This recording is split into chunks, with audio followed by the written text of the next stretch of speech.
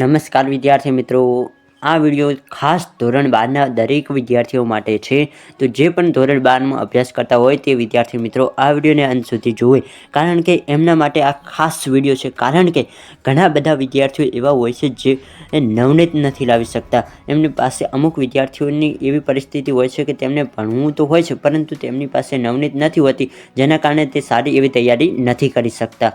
તો વિદ્યાર્થી મિત્રો, આ દરેક વિદ્યાર્થીઓ માટે છે જેમની પાસે નવનીત નથી. એ વિદ્યાર્થીઓ માટે આ ખાસ વિડીયો છે.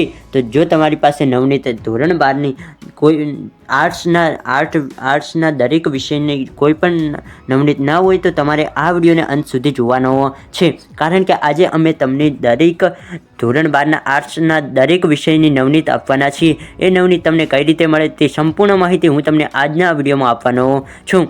તો વિદ્યાર્થી મિત્રો, આ વિડીયોને અંત સુધી જોતા રહો, અને જો વિડીયો પસંદ આવે તો જરૂરથી વિડીયોને લાઇક કરો. અને ખાસ વિદ્યાર્થી મિત્રો, તમે લાઇક કરો કે ના કરો, પરંતુ આ વિડીયો તમારા જેટલા પણ મિત્રો હોય જેમની પાસે નવનીત ન હોય તેમને જરૂરથી ખાસ શેર કરજો, જેથી એમને પણ હેલ્પ થઈ શકે અને તે પણ બોર્ડ પરીક્ષામાં સારા એવા ગુણ લાવી શકે. તો વિદ્યાર્થી મિત્રો, ચાલો આ વિડીયોની શરૂઆત કરીએ.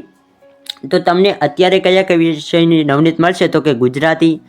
એક ખાસ કયો વિષય? તો કે ગુજરાતી, મનોવિજ્ઞાન, પછી છે મનોવિજ્ઞાન, અને ત્રીજો વિષય કયો છે? તો કે ઇતિહાસ, અને ચોથો વિષય છે ભૂગોળ.